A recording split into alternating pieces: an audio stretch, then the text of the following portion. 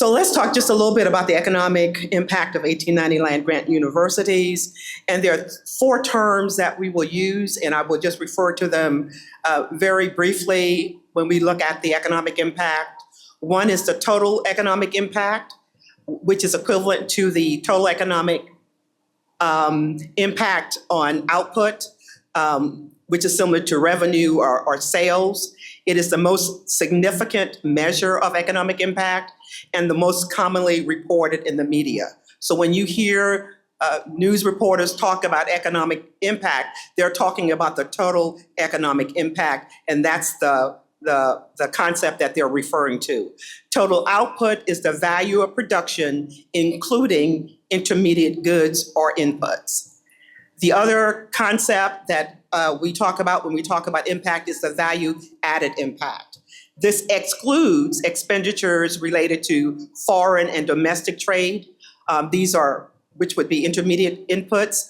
It provides a much more accurate measure of the actual economic benefits flowing to businesses and households in a region or state than the more inclusive output impacts. But that's not the one that is usually reported. The one that is usually reported, as I said, is the total economic impact.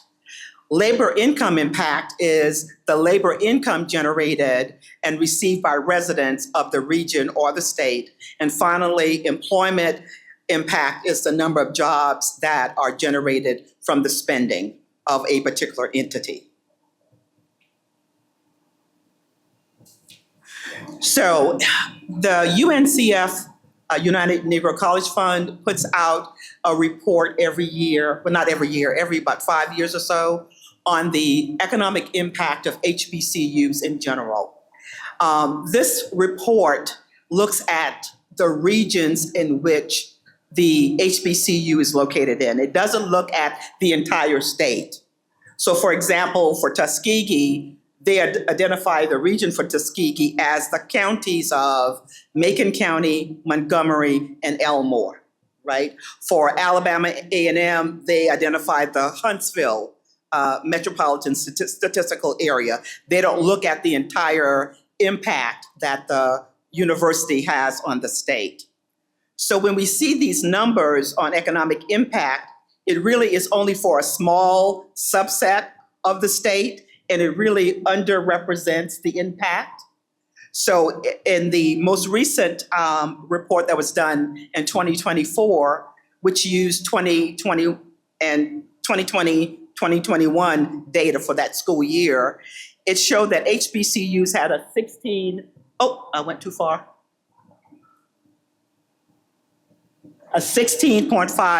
billion impact. That's all HBCUs in the country. A $16.5 billion impact. That's that total economic impact.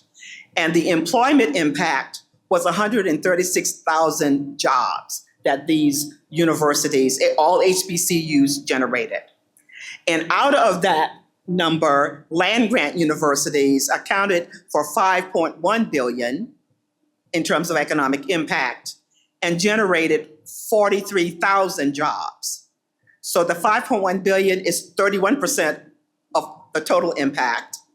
The 43,000 jobs is 32% of all of the jobs.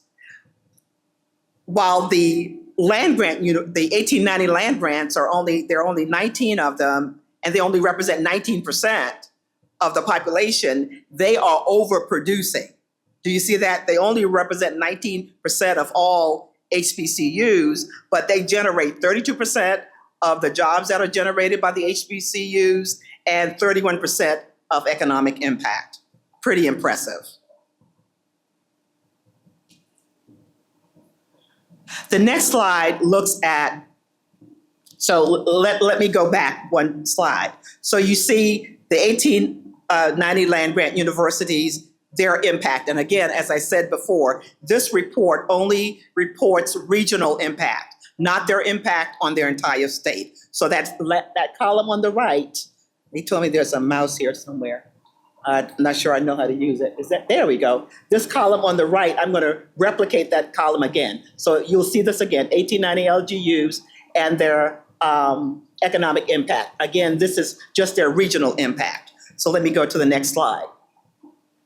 So again, we have at the top the regional impact, but we've done an analysis showing their statewide impact.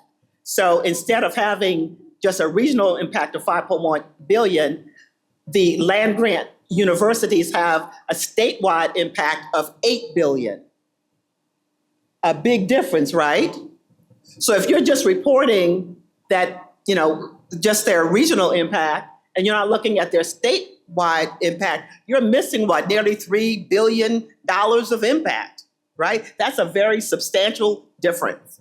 And here as well, the employment impact regionally is 43,000, but statewide it's what, 64,000, over 20,000 more jobs being created by our 1890 land grant universities. And so we've done, and I want to again acknowledge a particular person who's a part of our group, and that's Dr. Dalal Al-Kordi. She is a postdoc researcher with our team, and she actually did her PhD using economic impact analysis. And I encouraged her to be an expert in it. So she went on and got some training and certifications with Implan, which is a software package. And we've been working together looking at other ways of doing economic impact using the Bureau of Economic Analysis RIMS multiplier. And I'm not going to bore you with any of that, but I just want you to be aware that she is like the folks in the movie where we talk about the Black women who served as computers for NASA. Well, she is like the computer for this. She's done a lot of the number crunching. And what we've done over the past year, she and I have been working on this since last November or October. And what we've done is we've looked at the statewide economic impact of 1890 LGUs from 2020 to 2023. And what we found was that in 2020, 2021, this is the same number. This is the 8,064,000 statewide impact, right here in 2021. And this was at the height of COVID. So even at the height of COVID, these 1890 land grant universities were creating significant economic impact within their states. And then for 2021-22, it increased to 8.6 billion, and the employment increased from 64,000 to 69. And the most recent data that we have through the source that we're using, they're now at nearly 9 billion in economic impact and 70,000 jobs. And finally, and again, we will be issuing our report this year. It will be a full-blown report that will have data on each of the 1890 land grant universities and more detailed information on the impact of Tuskegee University. But this is what we've done in terms of statewide economic impact for Tuskegee for 2020 to 2024. This is our economic impact, nearly 310 million, employment impact of nearly 3,300 for 2021-22, 352 million, 3,800 for 2022-2023, 353 million, 3,850, and the most recent year, 23-24, is nearly 390 million, almost close to 400 million, nearly a $500 million. So when we get the data on 2025, that number will probably be over 400 million, probably close to 500 million. And just so you know, this is their operating expenses. This does not include capital expenditures.